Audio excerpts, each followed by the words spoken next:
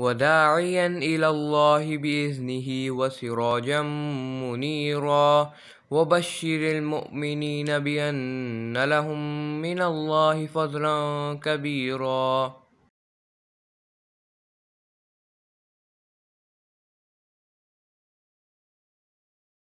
نحمده ونصلي على رسوله الكريم اما بعد فاعوذ بالله من الشيطان الرجيم بسم الله الرحمن الرحيم رب اشرح لي صدري ويسر لي امري واحلل عقدة من لساني يفقهوا قولي رب زدني علما اللهم فقهنا في الدين اللهم إني أسألك إيمانا لا يرتد ونعيما لا ينفد ومرافقة محمد صلی اللہ علیہ وسلم فی اعلی جنت الخلد آمین یا رب العالمین۔ کتاب الہبۃ وفضلها والتحرید علیہا، ہبہ کا بیان، ہدیہ دینا،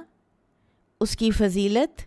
اور اس پر موٹیویٹ کرنے کا بیان، دوسروں کو بھی اس پر ابھارنے کا بیان۔ لغوی طور پر ہبہ کا معنی ہے عطیہ دینا۔ شرعی اصطلاح میں کسی بھی قیمت کے بغیر کسی دوسرے کو تحفے کے طور پر مال دینا یا اس کو کسی چیز کا مالک بنا دینا ہبہ کہلاتا ہے۔ اس کو ہدیہ بھی کہتے ہیں۔ علامہ عینی رحمہ اللہ فرماتے ہیں کہ ہبہ کی تعریف یہ ہے کہ کسی تک ایسی چیز پہنچانا جو اسے نفع دے۔ ابن حجر رحمہ اللہ لکھتے ہیں کہ امام بخاری نے ہبہ سے عام معنی مراد لیے ہیں۔ کسی کو قرض سے بری کرنا بھی ہبہ ہے، صدقہ کرنا بھی ہبہ ہے جس سے محض اخروی ثواب مطلوب ہو، اور ہدیہ وہ ہوتا ہے جس سے موہوب لہو یعنی جس کو ہدیہ دیا جائے، جس کو ہبہ دیا جائے، اس کی تعظیم و تکریم مقصود ہو۔ اور امام بخاری نے یہ جو تعریف اور ڈیفینیشنز ہم نے ہبہ کی دیکھیں، ان سے بالا تر ہو کر اور بھی اس کتاب میں بہت کچھ بیان کیا ہے۔ مثلاً انہوں نے ایک عنوان کے تحت منیحہ کا بھی ذکر کیا ہے۔ منیحہ یعنی کسی کو دودھ دینے والا جانور دے دینا کہ اس کا دودھ تم پی لو، اور بعد میں جانور واپس کر دینا، اس کو بھی اسی میں شامل کیا ہے۔ اور ایک وسیع ترین مفہوم پیش کیا ہے ہبہ اور ہدیہ کا، اور اس میں انہوں نے 99 احادیث کا انتخاب کیا ہے، جن میں سے 68 جو ہیں وہ بار بار آ رہی ہیں، مکرر ہیں، اور 31 جو ہیں وہ نئی احادیث ہیں۔ جیسا کہ ہم نے کتاب البیوع میں بھی پڑھا کہ اسلام ضرورت مندوں کی اپ لفٹ کے لیے کئی قوانین بناتا ہے، کتاب البیوع کے بھی، اور اسی طرح سے معاشرتی لین دین کے، صدقات کے، قرض کی معافی کے۔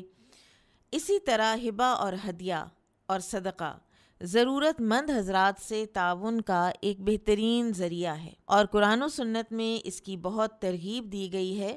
بلکہ رسول اللہ صلی اللہ علیہ وسلم کا فرمان ہے کہ آپس میں ہدایہ اور تحائف کا تبادلہ کیا کرو، ان سے محبت بڑھتی ہے اور دلوں سے نفرت اور کدورت دور ہوتی ہے۔ آپ صلی اللہ علیہ وسلم نے یہ بھی فرمایا ہے کہ ہدیہ خواہ کتنا ہی معمولی ہو اسے قبول کر لینا چاہیے۔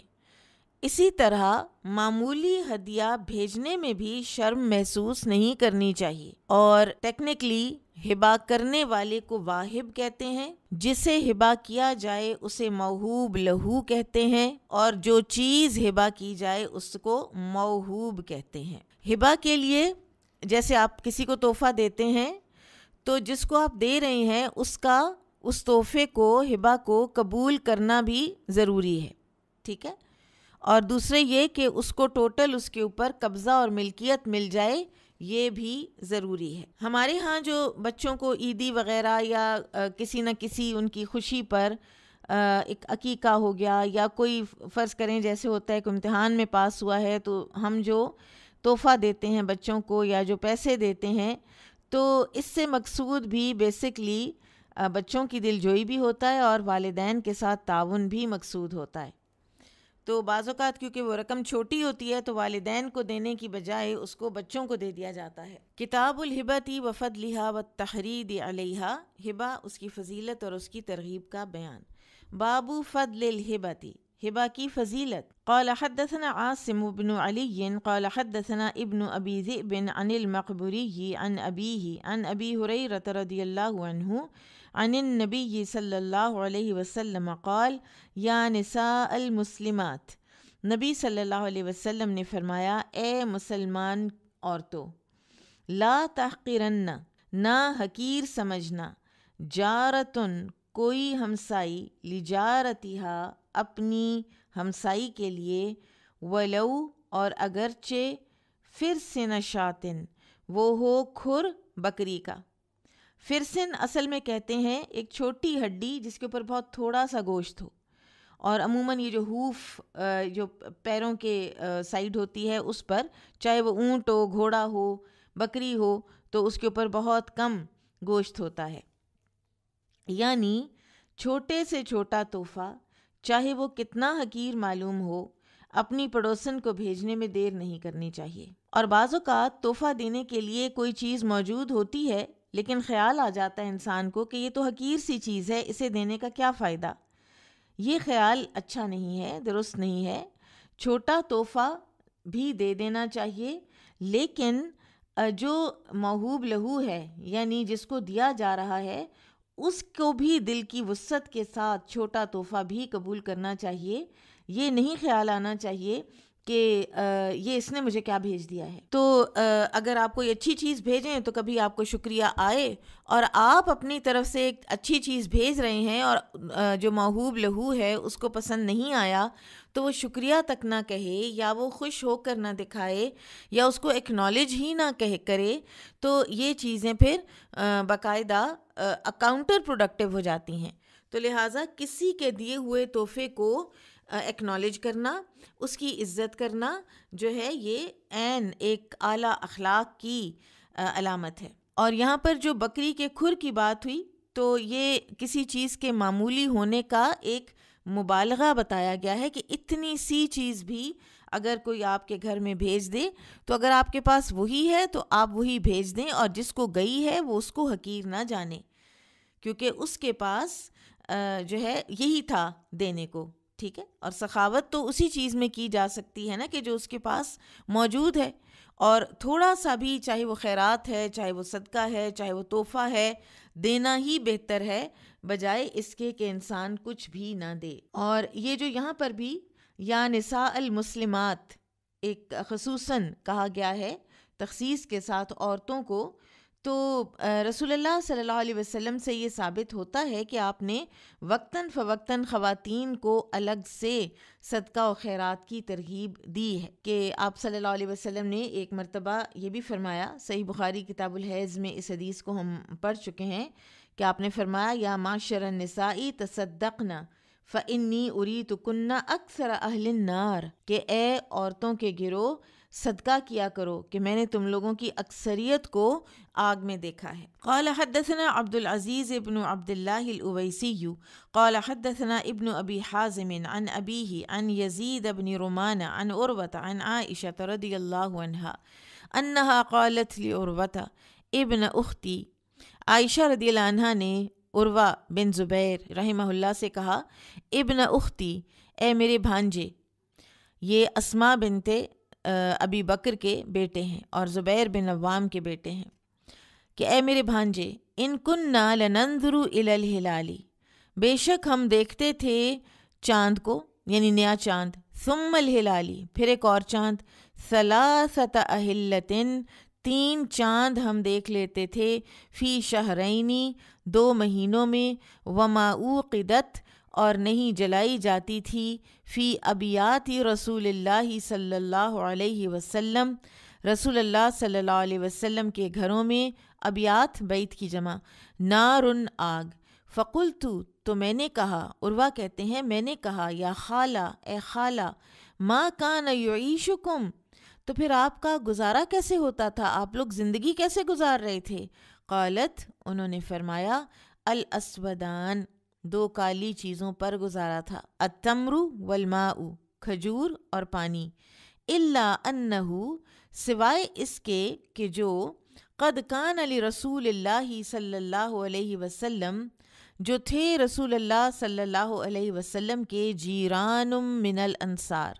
ہمسائے انصار میں سے، کانت لہم منائح، ان کے پاس دودھ دینے والی بکریاں تھیں، وکانوا یمنحون، اور وہ دودھ کا تحفہ بھیجتے تھے رسول اللہ صلی اللہ علیہ وسلم، رسول اللہ صلی اللہ علیہ وسلم کو، من البانہم، ان کے دودھ میں سے، فیسقینا، تو آپ صلی اللہ علیہ وسلم ہمیں بھی پلاتے تھے۔ اور ایک اور حدیث میں آتا ہے کہ رسول اللہ صلی اللہ علیہ وسلم کے گھر والوں پر ایسا بھی مہینہ آتا تھا جب ان کے گھروں میں دھواں نہیں دیکھا جاتا تھا، یعنی کچھ چولہا نہیں جل رہا ہوتا تھا، اور یہ 60 ڈیز بن جاتے ہیں۔ اب اس حدیث میں کچھ چیزیں ہیں سیکھنے کے لیے۔ ایک تو یہ کہ اسودان جو سیدہ عائشہ رضی اللہ عنہ نے فرمایا ہے، تو دو کالی چیزیں، تو مدینہ کی جو کھجور ہے وہ ڈارک شیڈ کی ہوتی، سیاہی ہوتی ہے، لیکن پانی کو بھی سیاہ کہہ دیا کہ دو چیزوں کو جب اکٹھا ذکر کرتے ہیں کہ جو غالب چیز ہوتی ہے اسی کا دوسری چیز کے ساتھ بھی ذکر کر دیا جاتا ہے، ورنہ پانی کا تو کوئی رنگ نہیں ہوتا۔ اسی طرح سے قمران بھی کہا جاتا ہے سورج اور چاند کو، پھر اسی طرح سے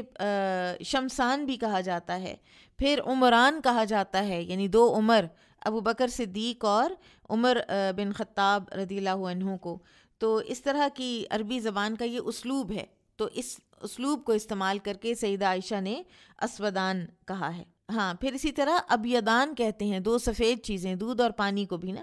تو یہ اس میں عربی کے اسلوب میں شامل ہے۔ دوسرے ہمیں ایک اور بات پتہ چلتی ہے کہ رسول اللہ صلی اللہ علیہ وسلم سے ہم بہتر تو نہیں ہے نا، اور اللہ تعالیٰ نے جو نعمتیں رسول اللہ صلی اللہ علیہ وسلم کو نہیں دیں اور ہمارے لیے ان کو ذخیرہ کر دیا، اور ہم اپنے گھروں میں کم از کم 3 مرتبہ تو آگ جلاتے ہی جلاتے ہیں، بلکہ بجھاتے ہی نہیں ہیں، وہ ہلکی ہلکی سی جلتی رہتی ہے کہ کیا پتہ کسی وقت کس کو چائے پینے کی طلب ہو جائے۔ اور رسول اللہ صلی اللہ علیہ وسلم دو مہینے گزار دیتے تھے کہ ان کے گھر میں آگ نہیں جلتی تھی، اور ان کا کھانا یہ اسودان ہوتے تھے، کھجور اور پانی۔ ہمارا کیا حال ہے کہ ہمارے گھر میں بھی چولہے جلتے ہیں، ہم سفر پر ہوں تو بھی انواع و اقسام کی ہمیں کھانے ملتے ہیں، کئی کوکڈ ہوتے ہیں، کئی ان کوکڈ ہوتے ہیں۔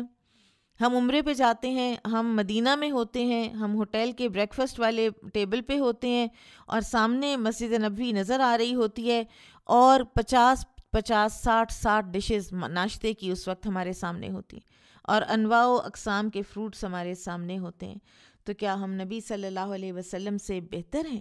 کیا ہم نبی صلی اللہ علیہ وسلم سے افضل ہیں؟ ہرگز نہیں۔ یہ ہمارا ابتلاء ہے، یہ ہمارا امتحان ہے۔ نبی صلی اللہ علیہ وسلم نے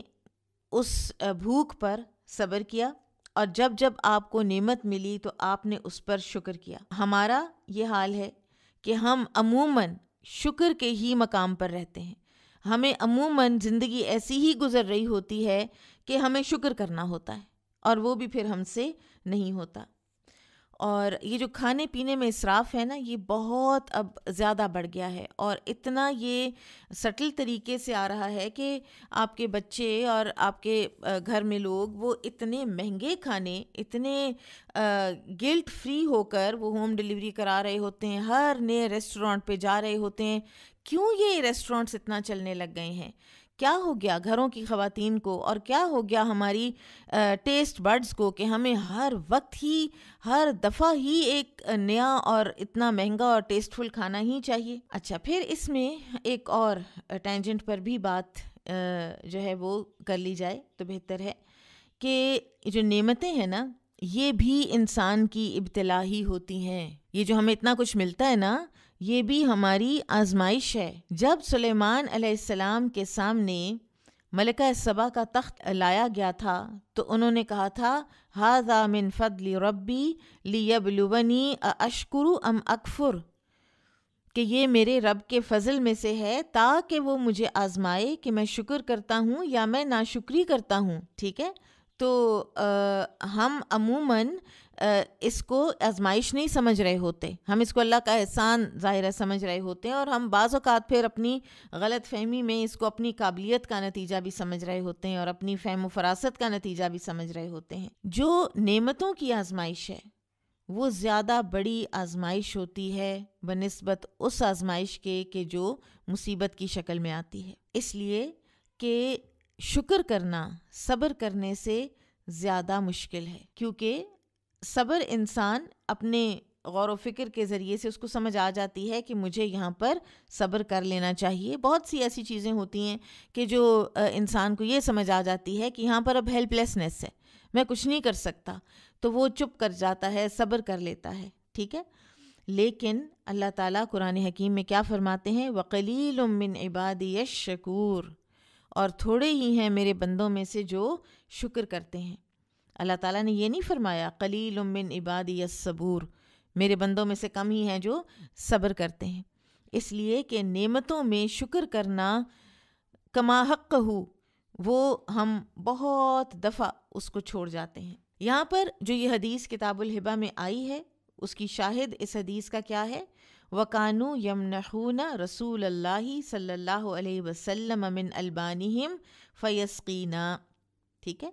یہ شاہد ہے حدیث کی، حدیث وجہ جس وجہ سے یہ حدیث اس باب میں آئی۔ اچھا، عموماً جو ہمسائے تھے جو نبی صلی اللہ علیہ وسلم کے گھر ہدایہ بھیجتے تھے، یہ وہ تھے جن کے گھر بہت قریب تھے نبی صلی اللہ علیہ وسلم کے گھروں سے، اور یہ سعد بن معاذ، سعد بن عبادہ اور ابو ایوب انصاری اور ایک عمارہ بن حزم رضی اللہ عنہم، عموماً ان کی طرف سے ہدایہ آیا کرتے تھے۔ پھر اب دیکھیے کہ رسول اللہ صلی اللہ علیہ وسلم کا ہمیشہ یہ حال نہیں رہتا تھا کہ 2 مہینے کوئی نہیں کھانا ملتا تھا یا گھر میں کھانا نہیں پکتا تھا، یہ کبھی یہ وقت آتا تھا اور کبھی آپ صلی اللہ علیہ وسلم کے گھر میں کھانا پکا بھی کرتا تھا، کچھ نہ کچھ ہوتا بھی تھا، لیکن عموماً آپ صلی اللہ علیہ وسلم کے پاس جو کچھ ہوتا آپ صلی اللہ علیہ وسلم اس کو صدقہ کر دیا کرتے تھے۔ تو حاصل کلام یہ بھی ہے کہ نبی صلی اللہ علیہ وسلم اپنے پاس مال کو ریزرو میں نہیں رکھتے تھے، کیونکہ آپ صلی اللہ علیہ وسلم کی بہت سی ذمہ داریاں تھیں۔ مثلاً اصحاب صفہ تھے جو کہ بہت فقراء تھے، جو کہ بعض اوقات 80 تک کے آدمی بھی پہنچ جایا کرتے تھے۔ پھر اسی طرح آپ صلی اللہ علیہ وسلم کے پاس وفد آیا کرتے تھے، اسی طرح آپ کے پاس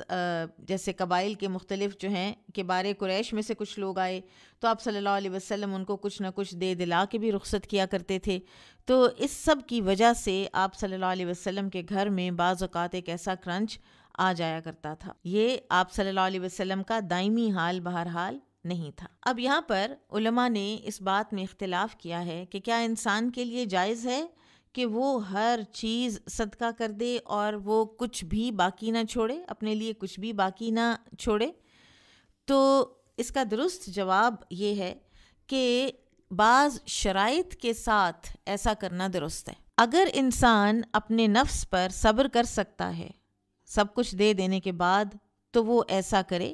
ورنہ یہ واجب نہیں ہے۔ اور جو انسان دینے کے بعد پریشان ہو جائے اور اس کو یاد کرتا رہے اور پچھتاتا رہے اور پھر لوگوں کے سامنے ہاتھ پھیلاتا رہے، یا اپنے چھوٹے بچوں کے لیے اور یا ان محتاجوں کے لیے جس کا نفقہ اس کے ذمے ہے ان کے لیے کچھ بھی نہ چھوڑے اور پھر اس کو خود مانگنے والا بن جانا پڑے، تو پھر اس کو ہر چیز نہیں دے دینی چاہیے۔ بعض جو اللہ تعالیٰ کی پہچان رکھنے والے جو لوگ تھے جن کے پاس مال بھی ہوتا تھا، تو جب وہ مرض الموت کا شکار ہوتے اور ان کے کوئی ساتھی ان کی عیادت کرنے آتے تو وہ پوچھتے این مالک، تمہارا مال کدھر ہے اور تم اپنی اولاد کے لیے کیا چھوڑ کے جا رہے ہو؟ تو وہ کہا کرتے تھے کہ میں نے اپنا مال اپنے لیے ذخیرہ کر لیا ہے، میں نے اپنا مال اپنے لیے آگے بھیج لیا ہے تاکہ میں ہی اس کو خرچ کروں، اور اپنی اولاد کے لیے میں نے اپنے رب کو چھوڑا ہے۔ یہ تھی قوت توکل علی اللہ کچھ لوگوں کی، اور جو ایسا کر سکتا ہو وہ کر لے، لیکن ایسا کرنا واجب نہیں ہے۔ عمر بن عبدالعزیز رحمہ اللہ کے بارے میں آتا ہے کہ ان سے کہا گیا کہ کیا آپ وصیت نہیں کریں گے اپنے بیٹوں کے لیے؟ انہوں نے کہا نہیں، اگر میرے بیٹے صالح ہوئے تو اللہ تعالیٰ فاللہ یتولی الصالحین، تو اللہ تعالیٰ دوست رکھتا ہے صالحین کو، تو اللہ تعالیٰ ان کو مدد دے گا۔ اللہ تعالیٰ کی دوستی اور اللہ تعالیٰ کی مدد ان کے لیے میری دوستی اور میری خیرخواہی اور میری مدد سے بہتر ہے، اور اگر وہ صالح نہیں ہیں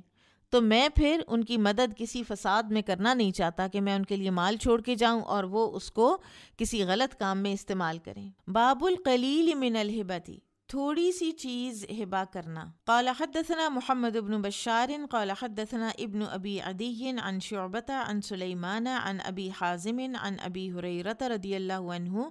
عن النبی صلی اللہ علیہ وسلم قال لو دعیت، اگر مجھے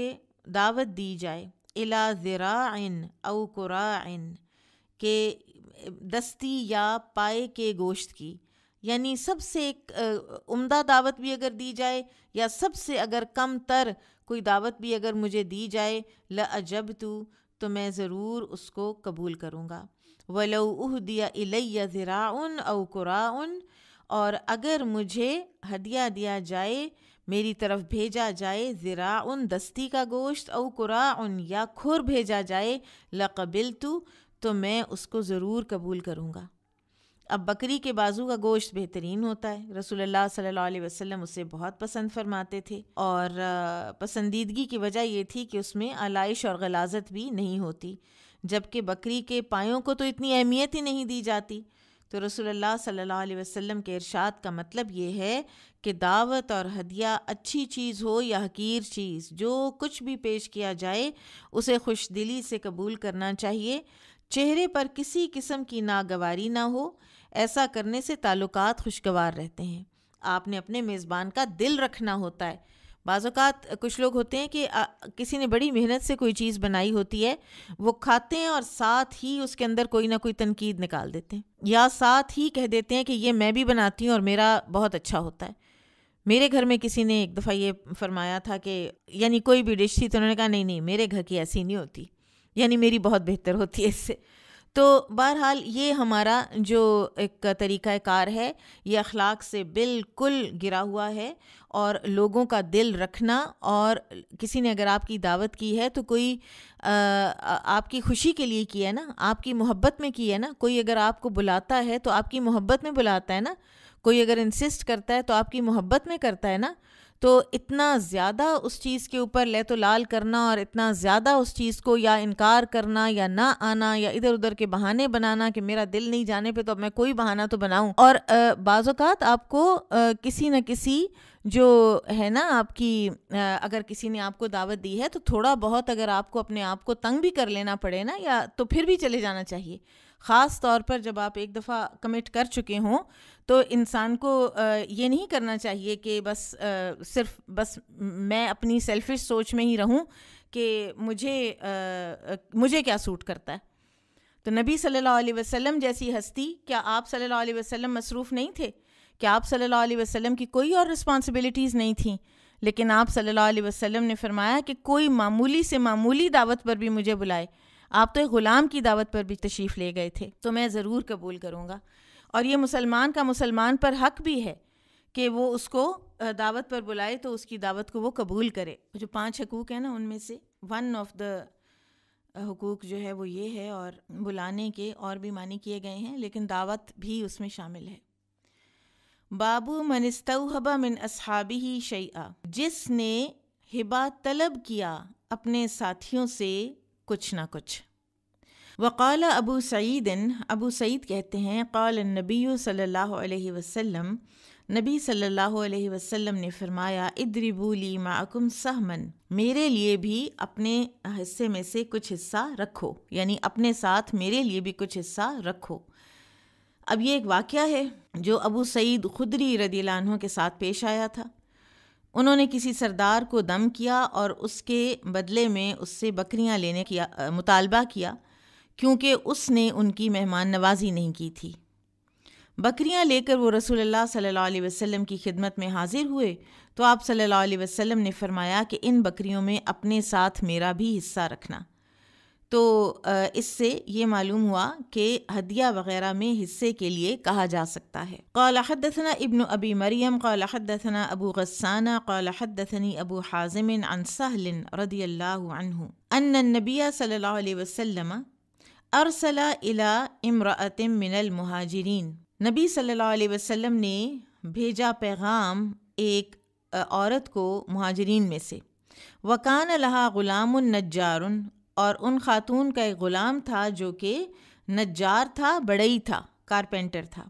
قال لہا، آپ صلی اللہ علیہ وسلم نے اس سے فرمایا، مری عبدکی، حکم دو اپنے غلام کو،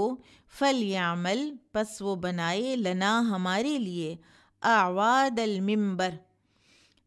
ایک لکڑی کا ممبر کا تختہ۔ فَأَمَرَتْ عَبْدَهَا، تو اس عورت نے حکم دیا اپنے غلام کو، فَذَهَبَ، تو وہ گیا، فَقَطَعَ مِنَ الطَّرْفَاءِ، تو وہ گیا جنگل میں اور وہاں سے وہ کاٹ کے لایا لکڑیاں، فَصَنَعَ لَهُ مِنبَرًا، اور آپ صلی اللہ علیہ وسلم کے لیے ممبر بنایا اس نے۔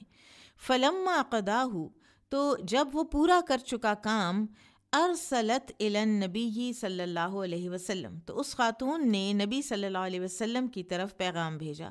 انہ قد قضاہ،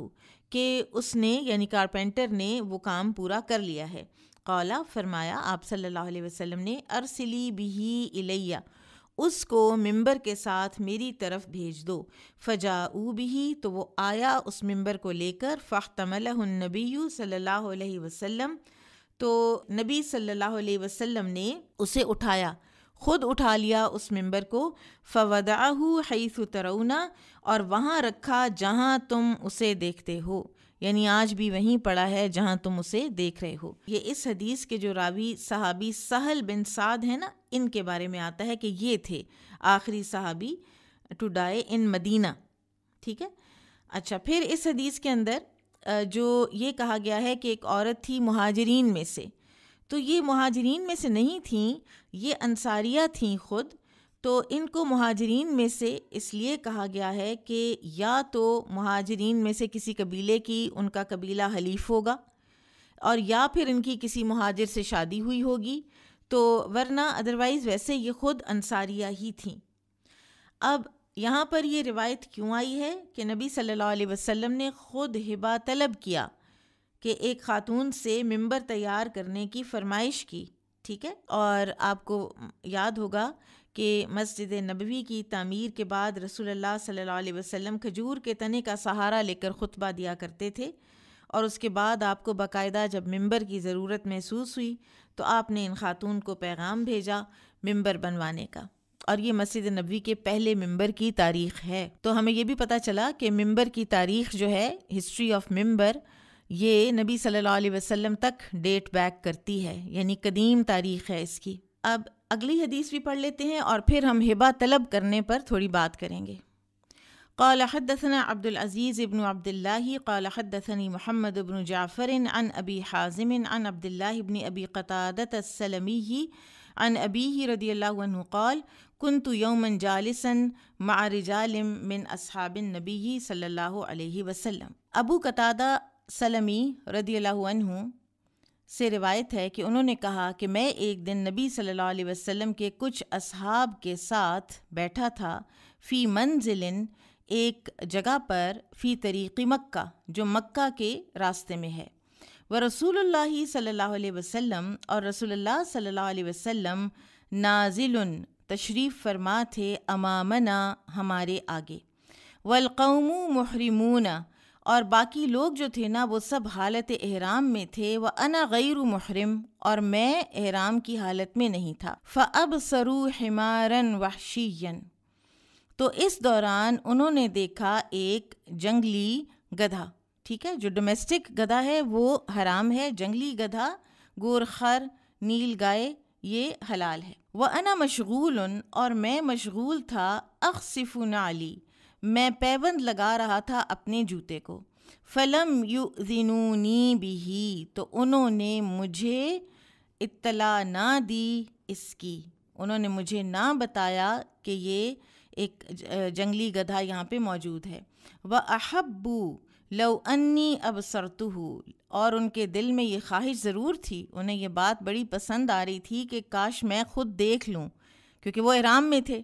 تو وہ شکار کی طرف نشاندہی بھی نہیں کر سکتے تھے۔ یہ صحابہ کا جو سیلف کنٹرول ہے اس سے پتہ چلتا ہے۔ فالتفت، تو میں نے ذرا سی توجہ کی، وابصرتہ، تو میں نے اسے دیکھ لیا۔ فقمت الی الفرس، میں کھڑا ہوا اپنے گھوڑے کی طرف، فاسرجتہ، تو میں نے اس پر زین رکھی، ثم رکبت، پھر میں اس پر سوار ہوا، ونسیت الصوت والرمح، اور جب میں سوار ہو چکا تو میں بھول گیا ہوا تھا لینا اپنا کوڑا اور اپنا نیزہ، تو پھر کیا فائدہ، اب شکار کیسے ہوگا؟ فقلت لہم، تو میں نے کہا ان سے، یعنی اپنے ساتھیوں سے جو احرام کی حالت میں تھے، ناولون الصوت والرمح، مجھے پکڑا دو میرا کوڑا اور نیزہ۔ فقالوا لا واللہ، تو انہوں نے کہا نہیں اللہ کی قسم، لا نعینک علیہ بشیء، ہم تمہاری اس میں ذرا بھی مدد نہیں کریں گے۔ فغضبت، تو مجھے غصہ آیا، فنزلت، تو میں اترا، فاخذتہما، پھر میں نے دونوں چیزیں پکڑیں، ثم رکبت، پھر میں سوار ہوا دوبارہ، فشددت علی الحمار، اور پھر میں حملہ آور ہو گیا اس جنگلی گدھے پر، فعقرتہ، میں نے اسے زخمی کر دیا، ثم جئت بہ، پھر میں لے آیا اس کو، وقد ماتا، جب کہ وہ دم توڑ چکا تھا، فوقعوا فیہ یأکلونہ، پھر سب لوگ اس کو کھانے کے لیے اس پر ٹوٹ پڑے، ظاہر ہے اس کو کوک کیا اور پھر سب کھانے کے لیے ٹوٹ پڑے۔ ثم انہم شکوا، پھر کھانے کے بعد سب کو شک ہو گیا، فی اکلہم ایاہ، کہ انہوں نے اس کو کھا لیا تو اس کے کھانے میں ان کو شک ہو گیا، وہم حرم، جبکہ وہ تو احرام کی حالت میں تھے۔ فرحنا، پھر ہم روانہ ہوئے، ہم چلے، وخبأت، تو میں نے چھپا لیا العدد، دستی کا گوشت، شانے کا گوشت، معیہ، اپنے ساتھ۔ فأدرکنا رسول اللہ صلی اللہ علیہ وسلم، تو ہم پہنچے رسول اللہ صلی اللہ علیہ وسلم کے پاس، فسألناہ عن ذلک، تو ہم نے ان سے پوچھا نبی صلی اللہ علیہ وسلم سے اس بارے میں، فقالا، تو آپ نے فرمایا، معکم منہ شیء، کوئی اس کی چیز تمہارے پاس ہے ابھی باقی؟ فقلت نعم، تو میں نے کہا جی ہاں، فناولتہ العدد، تو میں نے نکالا جو ہے دستی کا گوشت، اور میں نے آپ صلی اللہ علیہ وسلم کو پیش کیا، فأکلہا، تو آپ صلی اللہ علیہ وسلم نے اسے کھایا، حتی نفدہا، یہاں تک کہ اسے ختم کر دیا، وہو محرم، جب کہ آپ حالت احرام میں تھے۔ فحدثنی بہ زید بن اسلم عن عطاء بن یسار عن ابی قتادۃ عن النبی صلی اللہ علیہ وسلم، یہ اس کی ایک اور سند بتائی ہے امام بخاری نے۔ اب یہاں پر اب دیکھیے کہ ابو قتادہ نے جو کوڑا اور نیزہ مانگا اور ساتھیوں نے انکار کیا، وہ اس لیے کیا تھا کہ وہ احرام کی حالت میں تھے، اور احرام کی حالت میں شکار کر بھی نہیں سکتے اور نہ شکار کے لیے کسی کی مدد کر سکتے ہیں۔ اسی طرح سے رسول اللہ صلی اللہ علیہ وسلم نے جو نیل گائے کے گوشت کی فرمائش کی ابو قتادہ سے، اور اسی طرح ابو سعید خدری سے بکری کا تحفہ لینے کی خواہش کی تھی، تو اس لیے امام بخاری یہاں لائے ہیں کہ آپ کسی سے کچھ تحفہ لے بھی سکتے ہیں، مانگ بھی سکتے ہیں، اور امام بخاری یہ ثابت کرنا چاہتے ہیں کہ ساتھیوں کے ساتھ بے تکلفانہ ماحول میں کسی چیز کی فرمائش کی جا سکتی ہے، کیونکہ ویسے تو سوال کرنے کی وعید ہے نا اور مذمت ہے، تو وہ یہ ثابت کرتے ہیں کہ جہاں بے تکلفی ہو اور چیز اتنی قیمتی نہ ہو اور اپنی ضرورت کی ہو تو اس میں سے مانگی بھی جا سکتی ہے، یہ بات اس وعید کی زد میں نہیں آتی، ٹھیک ہے۔ تو یہ جو دوست احباب میں تحفے تحائف لینے دینے اور بعض اوقات خود فرمائش کرنے کا ہمارے ہاں عام دستور ہے، تو اس میں کوئی حرج نہیں ہے، ٹھیک ہے۔ تو اس میں نا اور بھی چیزیں ہیں کچھ سیکھنے کی۔ ایک تو یہ کہ نبی صلی اللہ علیہ وسلم نے ابو سعید خدری اور ابو قتادہ رضی اللہ عنہما دونوں سے جو چیز لی ہے نا، وہ اس لیے بھی لی ہے کہ تاکہ دونوں کو تسلی ہو جائے کہ یہ حلال ہے، یہ جائز ہے، کیونکہ دونوں کو تھوڑا تھوڑا شک ہو رہا تھا۔ ابو سعید خدری اور ان کے ساتھیوں کو بھی تھوڑا شک ہوا تھا کہ پتہ نہیں ہمیں بکریاں لینی چاہیے تھی یا نہیں رقیہ کے اگینسٹ، اور ادھر ان کو بھی شک ہو رہا تھا احرام کی حالت میں کھانے والوں کو، تو آپ صلی اللہ علیہ وسلم نے دونوں کے شکوک و شبہات بھی دور کیے۔ پھر اسی طرح یہ کہ فار ایگزامپل آپ لوگ ایک پکنک پہ گئے ہیں اور 2-3 گروپس بن جاتے ہیں جیسے، اور ایک گروپ کے پاس کچھ چیزیں ہیں، دوسرے کے پاس کچھ اور ہے، تیسرے کے پاس کچھ اور ہے. اب آپ کو وہ پسند آ رہا ہے جو آپ کے گروپ کے علاوہ دوسرے گروپ کے پاس ہے، تو یہ ایک بے تکلفی کی بات ہے کہ آپ اٹھیں اور آپ کہیں کہ یہ تھوڑا سا مجھے بھی دے دیں. ٹھیک ہے، تو اس میں کوئی حرج نہیں ہے، یہ اس سوال میں نہیں آتا کہ جس کو رد کیا جائے گا. ٹھیک ہے، تو پھر یہ ہے کہ فار ایگزامپل آپ کسی کے ہاتھ میں کوئی قلم دیکھتے ہیں، پارکر کا پین دیکھتے ہیں، اور آپ کہتے ہیں اللہ پارکر مجھے تو اتنا پسند ہے، یہ تو آپ مجھے ہی دے دیں. تو ایسا تو نہیں کرنا چاہیے نا، وہ ایک قیمتی چیز ہے. پھر یہ ہے کہ ہو سکتا ہے دینے والا آپ کو دل کی خوشی سے نہ دے، اور یا یہ کہ پھر وہ انکار کر دے. دونوں لحاظ سے یہ ایک سبکی والی بات ہے، شرمندگی والی بات ہے. پھر اس حدیث میں ایک اور بات پتہ چلتی ہے کہ رسول اللہ صلی اللہ علیہ وسلم نے نیل گائے کی پوری دستی ختم کی. ٹھیک ہے، یہاں تک کہ وہ ختم ہو گئی. آپ صلی اللہ علیہ وسلم نے وہ پوری دستی کھا لی. ٹھیک ہے، تو اس میں اب ہمیں کچھ سمجھنے کی ضرورت ہے کہ عموماً تو رسول اللہ صلی اللہ علیہ وسلم اتنا زیادہ کھانا کھانے سے منع فرماتے تھے. ٹھیک ہے، آپ صلی اللہ علیہ وسلم نے فرمایا کہ ابن آدم کو اتنا کافی ہے کھانے کے لیے جو اس کی کمر سیدھی رکھے، اور اگر اس نے کھانا ہی ہے تو پھر ایک حصہ، 3 میں سے ایک حصہ اپنے کھانے کے لیے، ایک حصہ پینے کے لیے، اور ایک حصہ ہوا کے آنے جانے کے لیے رکھے. تو اس میں آپ صلی اللہ علیہ وسلم نے یہ جو پورا دستی کا گوشت، اور وہ بھی نیل گائے کا، وہ بڑا ہوتا ہے نا وہ پیس،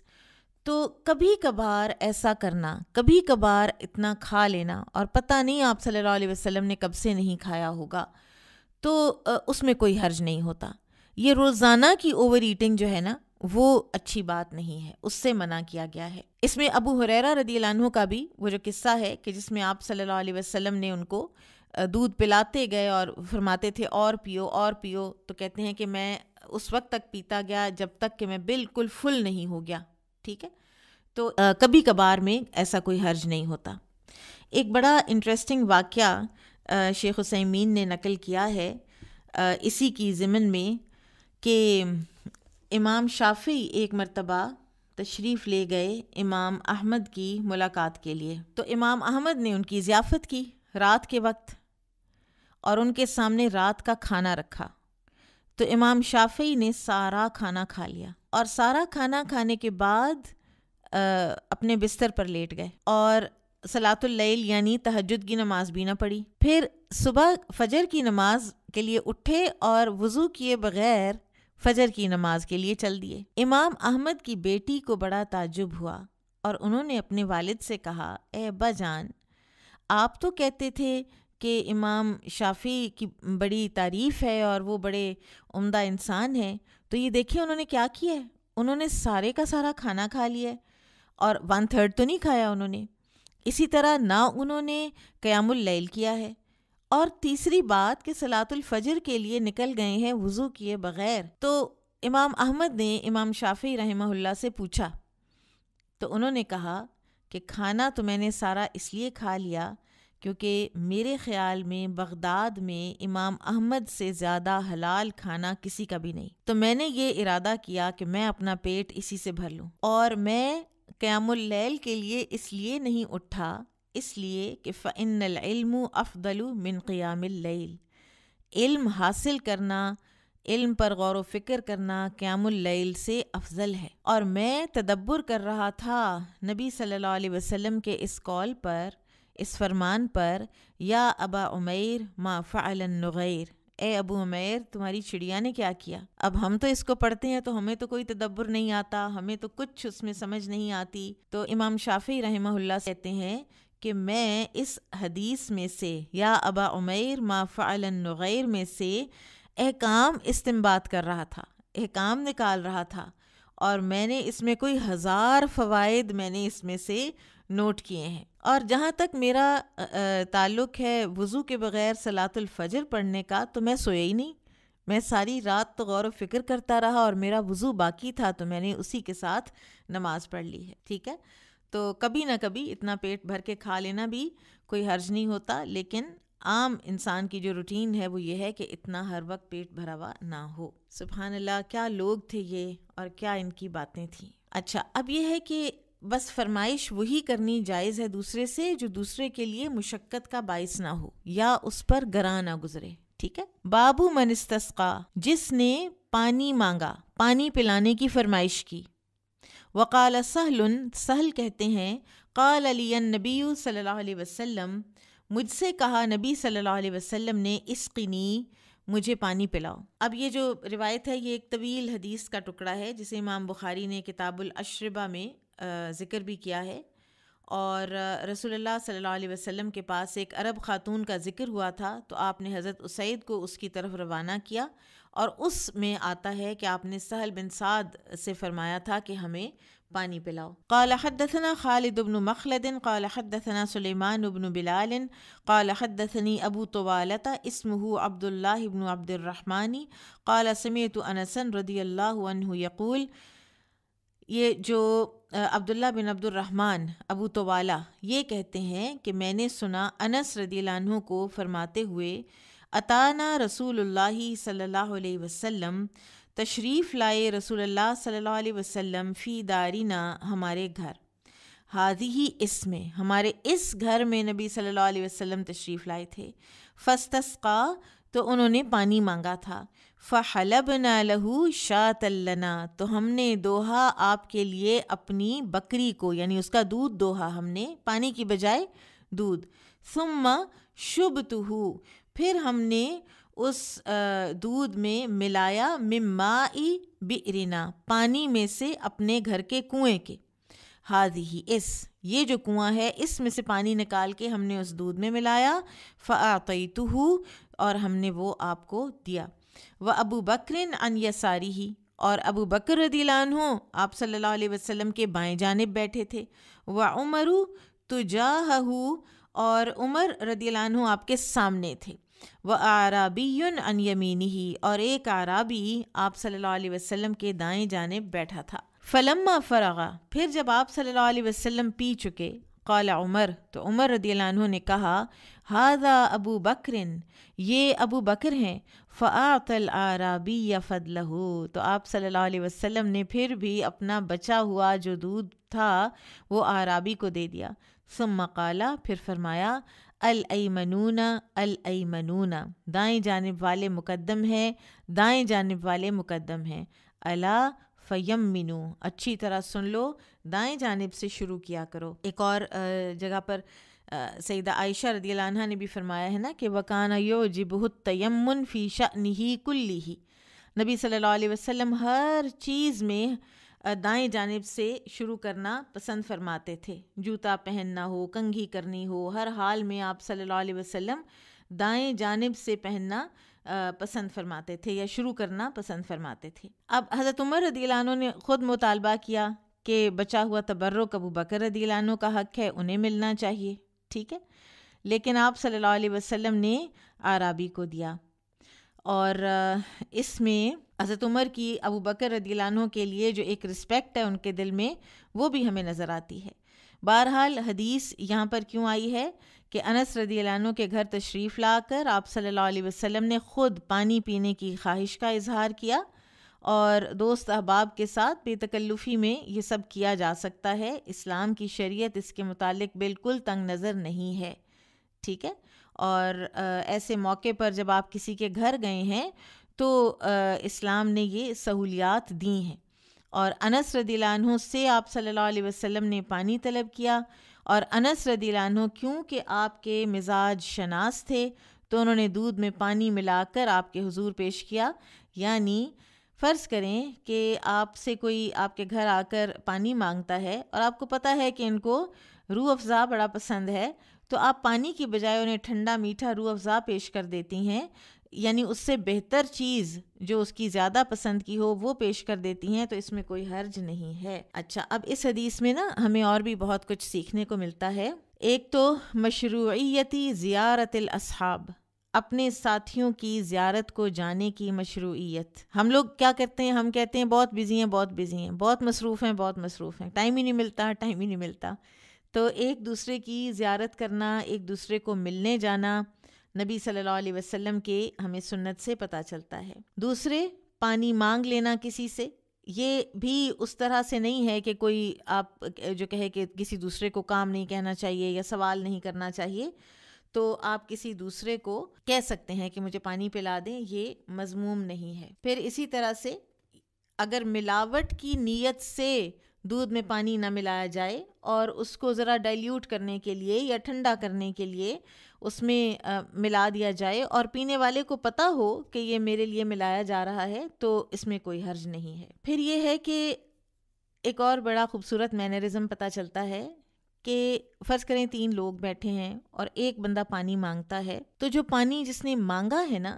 سب سے پہلے اسی کو دینا چاہیے اور اس کے بعد باقی جو لوگ ہیں ان کو دینا چاہیے، ٹھیک ہے؟ جو طلب کرے اس کو پہلے دیا جائے۔ پھر وہی بات کہ جو سائل نے مانگا ہے، طلب کیا ہے،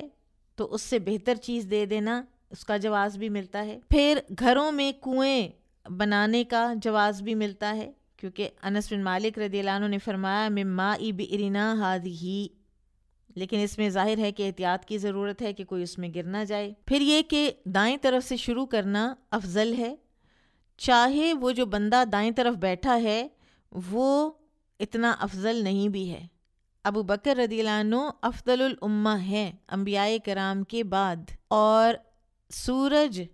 کسی ایسے انسان پر طلوع نہیں ہوا جو ابو بکر رضی اللہ عنہ سے زیادہ افضل ہو بعد النبیین والرسل، اور اس ساری بات کے باوجود نبی صلی اللہ علیہ وسلم نے اعرابی کو پہلے دیا اور ابو بکر صدیق رضی اللہ عنہ کو نہ دیا۔ پھر اسی طرح سے عمر رضی اللہ عنہ کی توقیر جو انہوں نے ابو بکر رضی اللہ عنہ کے لیے کی، کہ بار بار کہتے تھے ھذا ابو بکر، ان کو دیں ان کو دیں۔ پھر اس سے ہمیں یہ بھی پتہ چلتا ہے کہ بعض اوقات لوگ بیٹھے ہوتے ہیں نا، تو ایک بندہ جس کے فار ایگزامپل ایک استاد ہی ہے اگر، تو وہ اٹھ کر کوئی کام کرنے لگے یا وہ اٹھ کر کوئی چیز کسی دوسرے کو پکڑانے لگے، تو کتنی ایک ہٹو بچو ہم مچا دیتے ہیں کہ آپ کیوں دے رہی ہیں، آپ کیوں کر رہی ہیں، آپ رہنے دیں، آپ بیٹھ جائیں۔ تو اس کی ضرورت نہیں ہے۔ اب دیکھیں نبی صلی اللہ علیہ وسلم نے خود دیا ہے اعرابی کو، تو یہ تدبر اور تفکر جو ہے نا، یہ ہمارے تو بس کی بات ہی نہیں ہے کہ ایسا مینرزم حدیث میں سے نکالنا کہ جو اگر ہم احادیث پڑھیں تو ہمیں پتہ ہی نہ چلے کہ اس میں ہمارے لیے کیا کیا کچھ ہے۔ بابو قبول ہدیت الصید، شکار کا تحفہ قبول کرنا۔ وقبل النبی صلی اللہ علیہ وسلم من ابی قتادہ عدد الصید، نبی صلی اللہ علیہ وسلم نے ابو قتادہ رضی اللہ عنہ سے شکار کے بازو یعنی دستی کا گوشت قبول فرمایا تھا، اور اس کی وضاحت ابھی گزر چکی ہے۔ قال حدثنا سلیمان بن حرب قال حدثنا شعبۃ عن ہشام بن زید بن انس بن مالک عن انس رضی اللہ عنہ قال، انس رضی اللہ عنہ کہتے ہیں انفجنا، ہم نے بھگایا، ارنبن ایک خرگوش، بمر الظہران، مر الظہران میں، فسع القوم تو لوگ پیچھے دوڑے اس خرگوش کے، فلغبوا پھر تھک گئے، فأدرکتها فأخذتها میں نے پا لیا پھر میں نے اسے پکڑ لیا، فأتیت بها ابا طلحہ میں اس کو لے کے آ گیا ابو طلحہ کے پاس، فذبحها تو ابو طلحہ نے اس کو ذبح کیا، وبعث الی رسول اللہ صلی اللہ علیہ وسلم اور بھیجا رسول اللہ صلی اللہ علیہ وسلم کی طرف، بورکھا او فخذیہا اس کا پچھلا حصہ یا اس کی رانیں، قال پھر وہ کہتے ہیں فخذیہا لا شک فیہ، رانیں تھیں دونوں اس میں کوئی شک نہیں، فقبلہ تو آپ صلی اللہ علیہ وسلم نے قبول فرمایا، قلت میں نے کہا واکل منہ کہ کھایا بھی تھا اس میں سے، قال تو انس رضی اللہ عنہ نے کہا، یہ جو راوی ہے نا یہ کہتے ہیں میں نے پوچھا کھایا بھی تھا، تو انس رضی اللہ عنہ نے کہا واکل منہ، ہاں کھایا تھا اس میں سے، ثم قال بعد پھر اس کے بعد کہا قبلہ آپ نے اسے قبول فرمایا تھا۔ بابو قبول الہدیتی، ہدیہ قبول کرنا۔ اب یہاں پر نا بعض نسخوں میں یہ مذکورہ جو عنوان ہے قبول الہدیہ یہ نہیں ہے، بلکہ پچھلی حدیث کے ساتھ ہی اس کو بیان کیا گیا ہے، اور ویسے یہاں پر نئے ایک عنوان کی ضرورت نہیں ہے، حذف بھی ہو جائے تو کوئی حرج نہیں ہے۔ قال حدثنا اسماعیل قال حدثني مالک عن ابن شہاب عن عبید اللہ بن عبد اللہ بن عتبہ بن مسعود عن عبد اللہ بن عباس عن الصعب بن جثامۃ رضی اللہ عنہم انہ اہدى لرسول اللہ صلی اللہ علیہ وسلم، صعب بن جثامہ رضی اللہ عنہ سے روایت ہے کہ انہوں نے ہدیے میں بھیجا رسول اللہ صلی اللہ علیہ وسلم کو حمارن وحشین، ایک گورخر، ایک جنگلی گدھا، وہو بالابوائی او بودان، آپ یا ابوا میں تھے یا ودان میں تھے اس وقت، فرد علیہ، تو آپ نے وہ واپس کر دیا ان کو، فلما رآ ما فی وجہہ، پھر جب آپ صلی اللہ علیہ وسلم نے دیکھا ان کے چہرے میں کیا تھا، یعنی ان کے چہرے کا تو رنگ ہی اڑ گیا کہ نبی صلی اللہ علیہ وسلم نے میرے سے تحفہ قبول نہیں کیا، قالا، تو پھر آپ صلی اللہ علیہ وسلم نے فرمایا، اما انا لم نردہ علیک الا انا حرم، ہم نے اس کو تمہیں اس لیے واپس کیا ہے صرف کیونکہ ہم حالت احرام میں ہیں۔ اب یہاں پر آپ دیکھیے کہ ابو قتادہ سے تو لے لیا تھا، تب بھی حالت احرام میں تھے، اور یہاں نہیں لیا،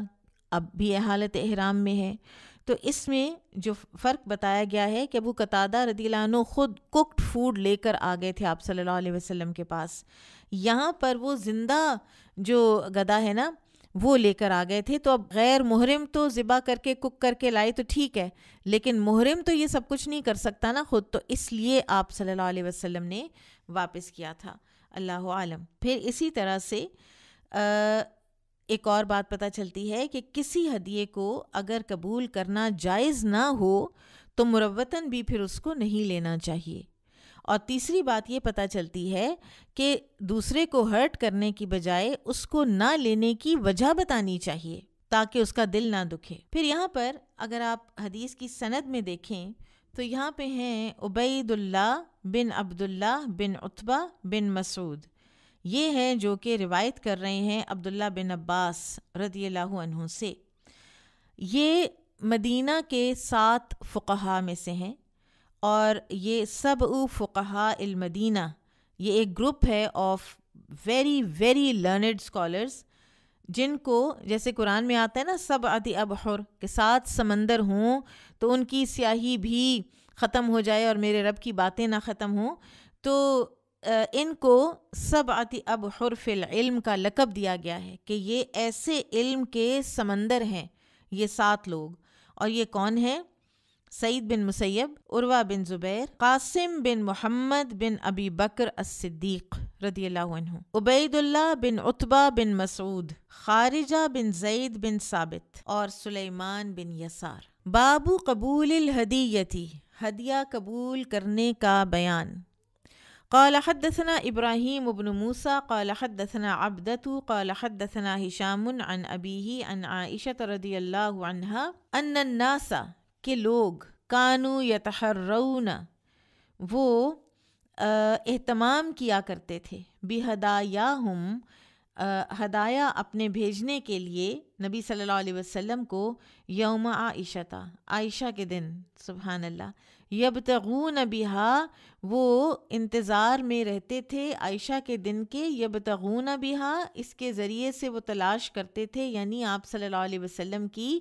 رضا اور خوشنودی، او یبتغون بذالک مرضات رسول اللہ۔ عائشہ رضی اللہ عنہ سے روایت ہے کہ لوگ اس بات کا اہتمام کرتے تھے کہ عائشہ رضی اللہ عنہ کی باری کے دن اپنے تحائف بھیجیں، اور اس طریقے سے وہ رسول اللہ صلی اللہ علیہ وسلم کی خوشنودی چاہتے تھے۔ اس حدیث کی شرح ہم آگے 1-2 اور احادیث آ رہی ہیں، ان کے ساتھ ملا کے پھر کریں گے انشاءاللہ۔ ابھی ہم آگے چلتے ہیں۔ قال حدثنا آدم قال حدثنا شعبة قال حدثنا جعفر بن إياس قال سمعت سعيد بن جبير عن ابن عباس رضي الله عنهما قال أهدت حفید، ہدیہ بھیجا حفید نے، اور یہ کون تھیں؟ خالۃ ابن عباس، ابن عباس رضی اللہ عنہما کی خالہ تھیں، الی النبی صلی اللہ علیہ وسلم، نبی صلی اللہ علیہ وسلم کی طرف، عقتاً و سمناً و ادباً،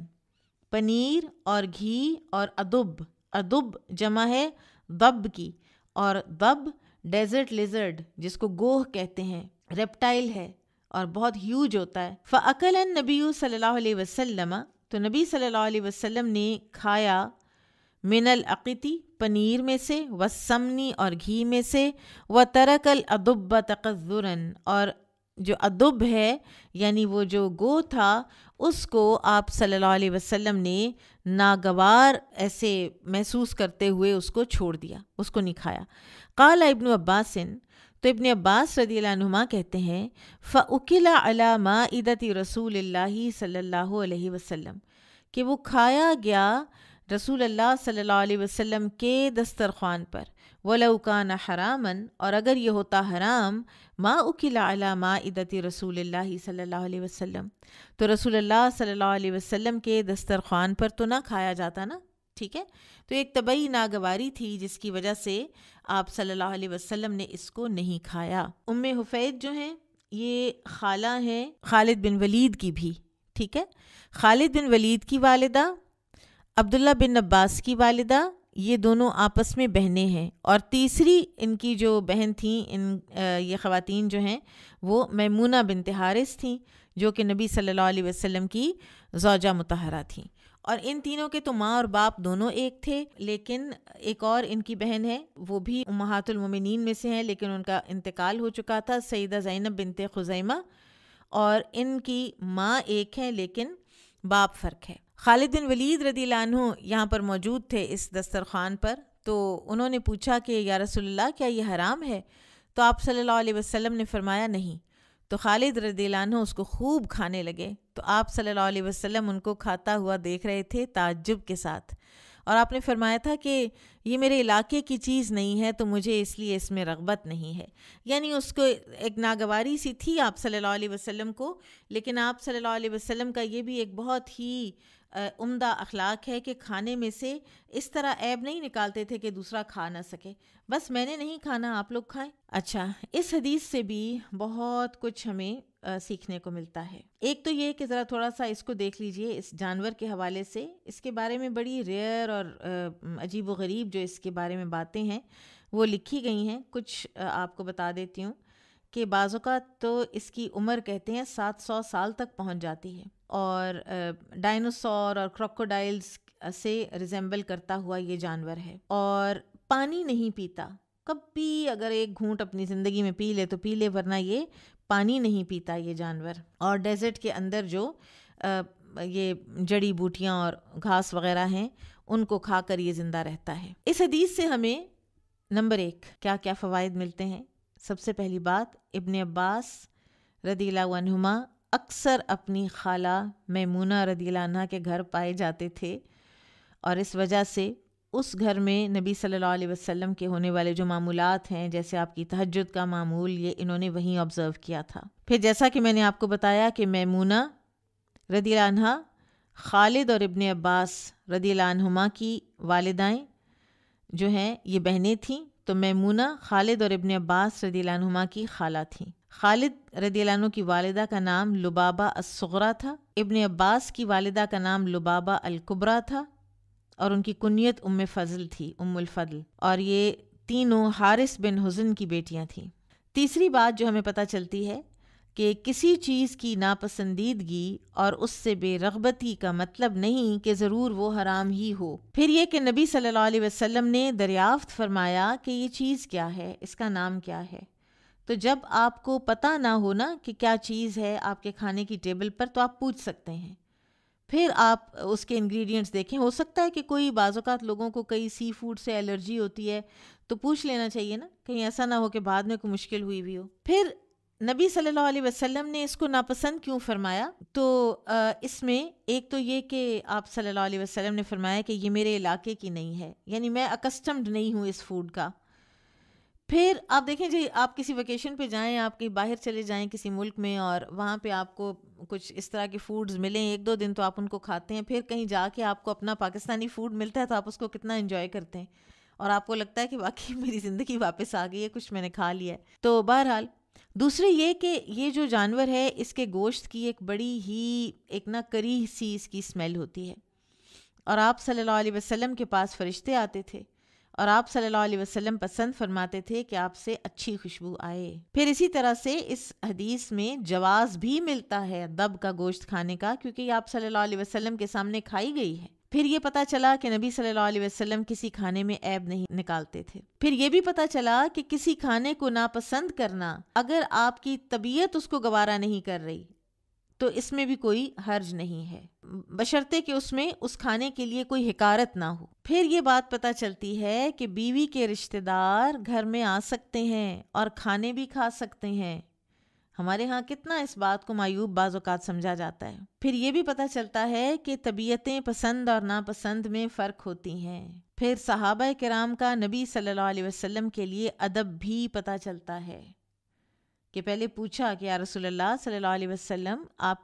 کے سامنے پڑی ہے اور آپ نہیں کھا رہے تو کیا یہ حرام ہے؟ پھر یہ بھی پتہ چلتا ہے کہ نبی صلی اللہ علیہ وسلم غیب نہیں جانتے تھے، صرف اتنا جانتے تھے جتنا اللہ تعالیٰ آپ کو بتاتے تھے۔ آپ نے پوچھا کہ یہ کس چیز کا گوشت ہے، اور پھر نبی صلی اللہ علیہ وسلم میں یہ جو سوشل گیدرنگز ہوتی تھی اور مل کے کھانا کھانا، یہ بھی پتہ چلتا ہے اور اس کا ثبوت بھی ملتا ہے۔ قال حدثنا ابراہیم بن المنذر قال حدثنا معن قال حدثني ابراہیم بن طہمان عن محمد بن زیاد عن ابی ہریرہ رضی اللہ عنہ قال كان رسول اللہ صلی اللہ علیہ وسلم اذا اتي بطعام سأل عنہ، نبی صلی اللہ علیہ وسلم کے سامنے جب کھانا لایا جاتا تو آپ پوچھتے اہدیۃ ام صدقۃ، یہ ہدیہ ہے یا صدقہ ہے؟ فَإِن قِيلَ صَدَقَةٌ، اور اگر کہا جاتا کہ یہ صدقہ ہے، قَالَ لِأَصْحَابِهِ، تو آپ اپنے ساتھیوں سے کہتے کلو کھا لو، وَلَمْ يَأْكُلْ، اور خود نہیں کھاتے تھے، وَإِن قِيلَ، اور اگر کہا جاتا ہدیۃ کہ یہ ہدیہ ہے، ضَرَبَ بِيَدِهِ صلی اللہ علیہ وسلم، تو آپ اپنا ہاتھ بڑھاتے، فَأَكَلَ مَعَهُمْ، اور صحابہ کے ساتھ اس کو کھاتے۔ ٹھیک ہے، آپ صلی اللہ علیہ وسلم پر صدقہ حرام تھا، آپ کو منع تھا، اور آپ صلی اللہ علیہ وسلم ہدیہ جو ہے وہ لے لیا کرتے تھے۔ یہ جو پیچھے ہم نے حدیث 2575 پڑھی ہے نا، ام حفید کا ہدیہ بھیجنا نبی صلی اللہ علیہ وسلم کے لیے، آپ دیکھیے کہ اہدت ام حفید خالۃ ابن عباس الی النبی صلی اللہ علیہ وسلم، انہوں نے نبی صلی اللہ علیہ وسلم کو بھیجا ہے۔ تو اس میں شارحین یہ کہتے ہیں کہ اگر فتنے کا احتمال نہ ہو تو عورت نامحرم مرد کو ہدیہ بھیج سکتی ہے، اور اگر فتنے کا احتمال ہو تو پھر نہیں بھیجنا چاہیے۔ آگے چلتے ہیں۔ قال حدثنا محمد بن بشار قال حدثنا غندر قال حدثنا شعبۃ عن قتادۃ عن انس بن مالک رضی اللہ عنہ قال اتی النبی صلی اللہ علیہ وسلم، لایا گیا نبی صلی اللہ علیہ وسلم کے پاس بلحم، گوشت، فقیلا، تو کہا گیا تصدق علی بریرہ، یہ وہ گوشت ہے جو بریرہ کو صدقہ دیا گیا ہے۔ قال، آپ صلی اللہ علیہ وسلم نے فرمایا ہوا لہا صدقۃ، وہ اس کے لیے صدقہ تھا، ولنا ہدیۃ، اور ہمارے لیے ہدیہ ہے۔ اب اس حدیث میں کیا پتہ چل رہا ہے؟ نمبر 1 کہ رسول اللہ صلی اللہ علیہ وسلم پر صدقہ حرام تھا، اس لیے سیدہ عائشہ رضی اللہ عنہا نے آپ کو بتایا ہے کہ گوشت ہے، لیکن وہ گوشت ہے کہ جو بریرہ کو صدقے میں دیا گیا ہے۔ اب نبی صلی اللہ علیہ وسلم پر صدقہ حرام تھا۔ ابن بطال کہتے ہیں کہ اس کی وجوہات مختلف ہیں۔ ایک تو یہ کہ نبی صلی اللہ علیہ وسلم صدقہ نہیں لیتے تھے کیونکہ یہ لوگوں کے اموال کا میل ہوتا ہے، اوساخ الناس، وہ ان کا میل کچیل نکل رہا ہوتا ہے، ان کے گناہ معاف ہوئے ہوتے ہیں۔ دوسرے یہ کہ صدقہ لینا بہرحال ایک لولینس اور ہمبلنس کا مقام ہوتا ہے لینے والے کے لیے، اور انبیاء کو اللہ تعالیٰ نے اس سے بچا کے رکھا ہے، اس سے پاک صاف رکھا ہے۔ پھر اسی طرح سے یہ کہ نبی اکرم صلی اللہ علیہ وسلم کو اللہ تعالیٰ نے فرمایا سورہ الضحیٰ آیت 8 میں وَوَجَدَكَ عَائِلًا فَأَغْنَا، اور اللہ نے آپ کو مفلس پایا تو آپ کو غنی کر دیا۔ تو قرآن کہہ رہا ہے کہ آپ صلی اللہ علیہ وسلم کو اللہ تعالیٰ نے غنی کر دیا ہے، اور اغنیاء کے لیے تو صدقہ حلال نہیں ہوتا۔ سبحان اللہ۔ اچھا، ایک اور اشارہ ابن حجر لکھتے ہیں کہ اس حدیث میں ہمیں یہ بھی ملتا ہے کہ آپ دیکھیے کہ بریرہ نے صدقہ کیا، عائشہ رضی اللہ عنہا نے قبول کر لیا، اور جب نبی صلی اللہ علیہ وسلم نے پوچھا تو عائشہ رضی اللہ عنہا نے بتایا کہ یہ وہ گوشت ہے جو بریرہ پر صدقہ ہوا ہے، تو کیا آپ کھائیں گے یا نہیں کھائیں گے؟ لیکن خود لے لیا ہوا تھا۔ تو اس لیے بعض علماء نے کہا ہے کہ ازواج مطہرات پر صدقہ اس طرح حرام اسٹرکٹلی نہیں تھا جس طرح سے آپ صلی اللہ علیہ وسلم پر تھا، ورنہ تو سیدہ عائشہ لیتی ہی نہ۔ جو کلیئرٹی ہوئی ہے کہ ہوا لہا صدقۃ ولنا ہدیۃ، یہ تو بعد میں ہوئی ہے۔ سیدہ عائشہ کے لے لینے کے بعد ہوئی ہے، ٹھیک ہے. تو اللہ عالم. پھر اس حدیث سے ہمیں پتہ چلتا ہے بریرہ رضی اللہ عنہ کا بڑا دل. خود بھی وہ ان لوگوں میں سے ہیں کہ جن پر صدقہ کیا جاتا ہے، غریب ہیں خاتون، لیکن اپنے حصے میں سے نکال کر نبی صلی اللہ علیہ وسلم کے گھرانے کے لیے بھی لاتی ہیں. پھر اس سے رسول اللہ صلی اللہ علیہ وسلم کا زہد بھی ظاہر ہوتا ہے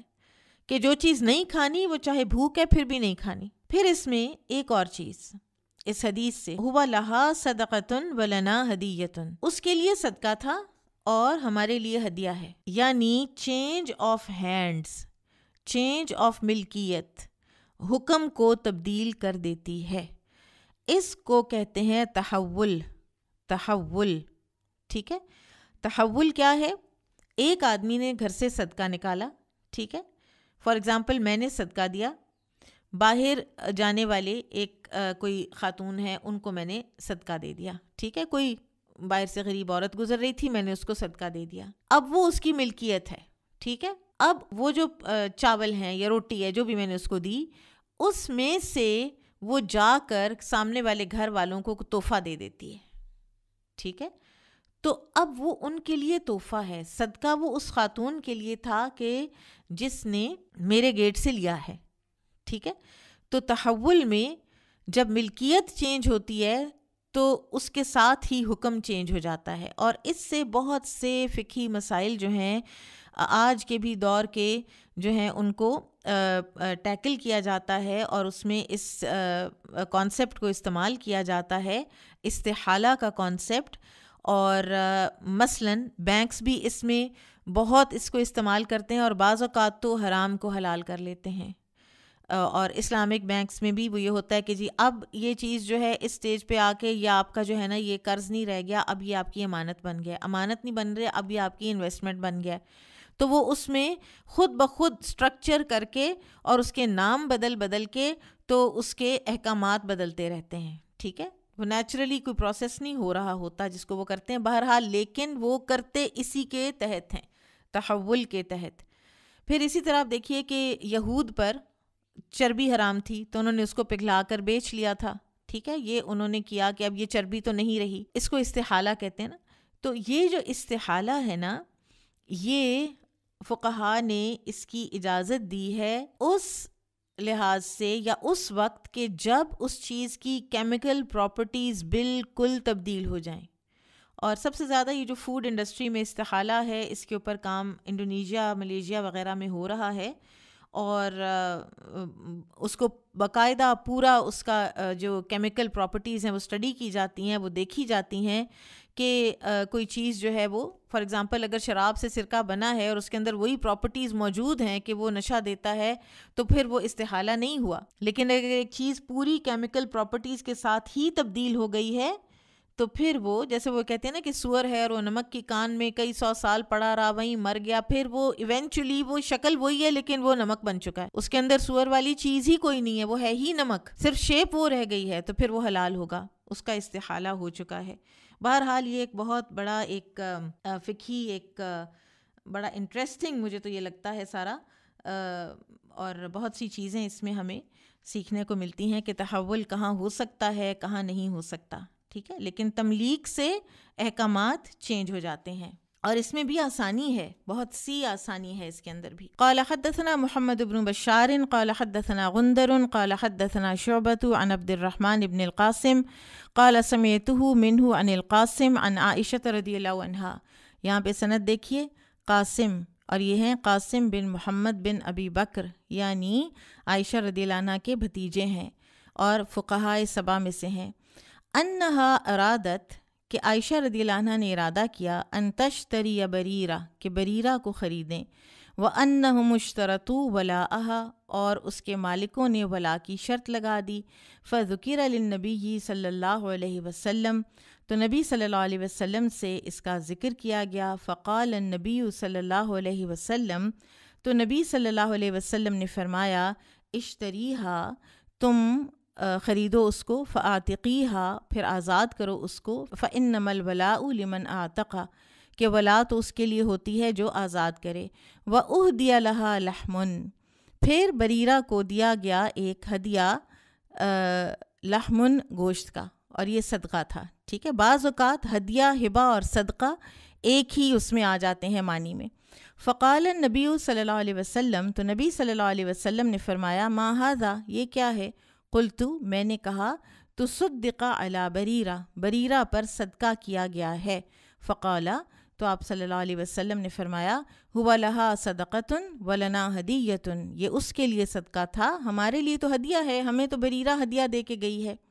وخیرت بریرۃ، اور ایک اور بات کہ بریرہ کو اختیار دیا گیا تھا، یعنی جب وہ غلام سے آزاد ہوئیں تو ان کو اختیار دیا گیا تھا کہ اپنے شوہر غلام مغیث کے ساتھ رہنا چاہتی ہیں یا نہیں، تو انہوں نے کہا تھا کہ نہیں، اب میں نے غلام کے ساتھ نہیں رہنا۔ قال عبد الرحمن زوجها حر او عبد،